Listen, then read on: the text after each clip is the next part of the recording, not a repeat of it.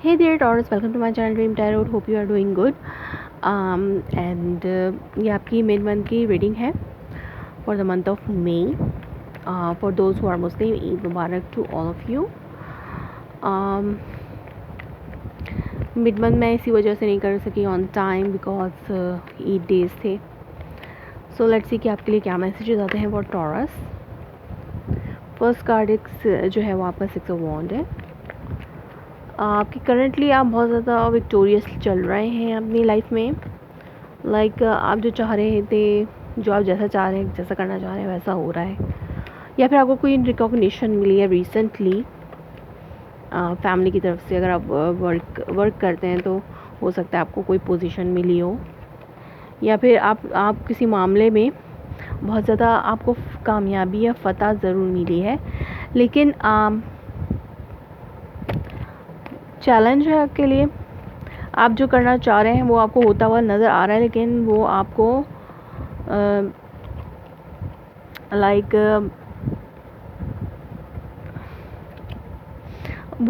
आप चाहते हैं वो काम हो, लेकिन उसके लिए आपको थोड़ा इंतज़ार करना पड़ेगा. ये आपके लिए चैलेंज भी हो सकता है कि वो आपको उस काम के लिए इंतज़ार करना पड़ रहा है.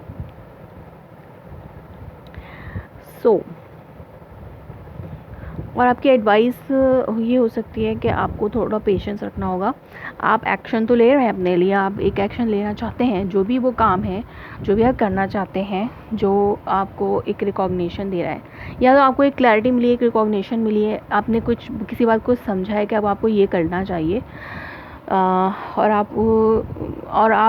आपको उसमें कुछ कामयाबी भी मिल सकती है कि वो मतलब वो काम आपको होता हुआ नज़र आ रहा है, लेकिन आपको कुछ इंतज़ार करना होगा उसके लिए.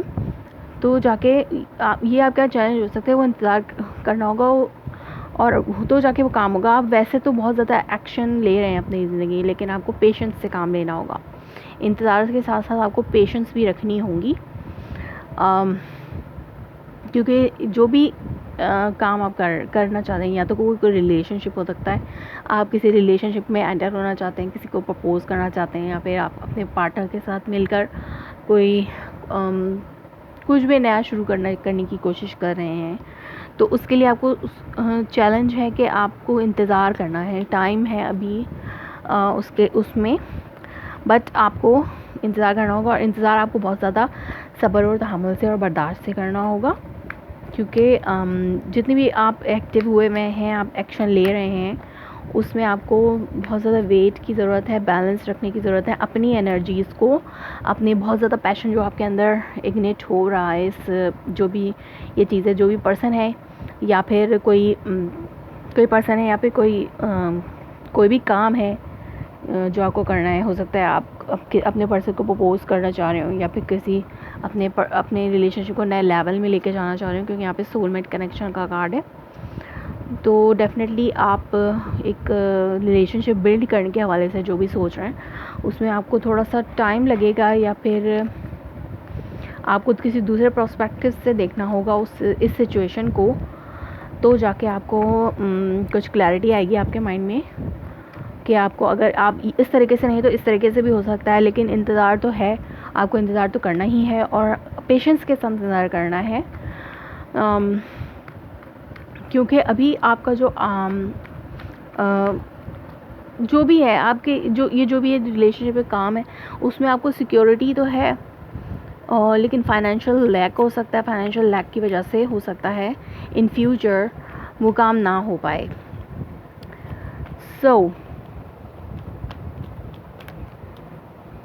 या फिर आप फाइनेंशियल लैक की वजह से आप मनी को अरेंज करने की भी कोशिश कर सकते हैं कहीं से.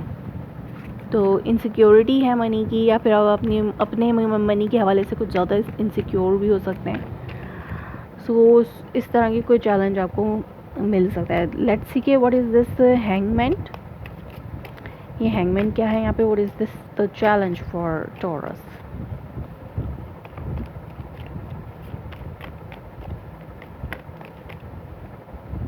Lover card again.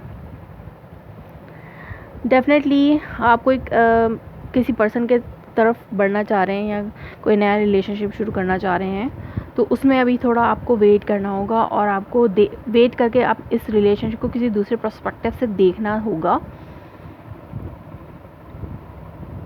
तो जाके आप जो है कोई डिसीजन ले पाएंगे। देखते हैं कि what is this 4 of pentacles. और बहुत ज़्यादा पेशेंस रखना होगा, अपने इमोशंस को बैलेंस रख के आपको कोई डिसीजन लेना होगा या कोई एक्शन लेना होगा। अगर आपने डिसीजन ले भी लिया है तो अगर और डिसीजन लेने के बाद इंसान एक्शन लेता है, तो डिसीजन के बाद अगर आपने डिसीजन लिया भी है नहीं भी लिया, तो एक्शन में आपको थोड़ा पेशेंस रखना होगा। एक्शन आपको करते हुए उस मामले पे यहाँ पे कोई ना वांट दोबारा से आ गई, तो डेफिनेटली आप कंफ्यूज हैं। आप एक्शन इसलिए नहीं ले पा रहे क्योंकि यहाँ पे कोई फाइनेंशियल लैक है। हो सकता है आप किसी किंग ऑफ कप से डील कर रहे हो, कोई वाटर साइन है उससे डील कर रहे हो, तो एक्शन आप इसलिए नहीं ले पा रहे क्योंकि आप फाइनेंशियल लैक है यहाँ पर, या फिर कोई ऐसी चीज़ है, स्टेबल चीज़ जो कि आपको कंफ्यूज कर रही है। बहुत सी कन्फ्यूजन्स हैं, या तो फाइनेंस को स्पेंड करने के हवाले से हो सकती हैं, या फिर प्रॉपर्टी डीलिंग की भी बात हो सकती है। तो लेकिन जो भी है, और ये कमिटमेंट भी हो सकती है, प्रैक्टिकली हम उस रिलेशनशिप को आगे लेके कैसे बढ़ें, तो उसमें आपको थोड़ी कन्फ्यूजन हो सकती है। आपने इमोशंस तो आपको फील हो रहे हैं, आपको रिकॉग्निशन भी हो रही है अपनी इस लव रिलेशनशिप के बारे में कि आप इस पर्सन के लिए ये फीलिंग्स रखते हैं, ये आपको रिकॉग्निशन हुई है अपने बारे में। लेकिन जो भी आपको रिकॉग्निशन हुई है, नया लव जो भी है, उसके बारे में आपको एक दूसरे पर्सपेक्टिव से ज़रूर देखना होगा, सोच विचार करना होगा। उसके लिए आपको टाइम चाहिए, और आप बहुत ज़्यादा पैशनेट है उस पर्सन के हवाले से, तो आप बहुत ज़्यादा आपको अपनी एनर्जीज़ को बैलेंस रखना होगा, अपने पैशन को बैलेंस रखना होगा, तो जाके आप कोई डिसीजन ले पाएंगे। और बैलेंस रखने के लिए आप जो है, हो सकता है आप उस पर्सन से होल्ड बैक कर जाएं। आपको कोई ऐसी बात उस पर्सन के बारे में पता चल सकती है जिसके बाद आप जो है इस रिलेशनशिप में एंटर होने से ही अपने आप को रोक लें। तो जो भी है उसमें आपको बहुत कन्फ्यूजन है इस टाइम फ्रेम में, जो भी रेस्ट ऑफ द मंथ है। तो अभी तो कन्फ्यूजन ही है, नज़र आ रही है, बट लेट्स सी कि आगे क्या होता है in the next month. So taurus, ये थी आपकी reading for the month of May, mid month of May. If it's resonates you please let me confirm in a comment below, like my video, subscribe my channel. Thanks for watching.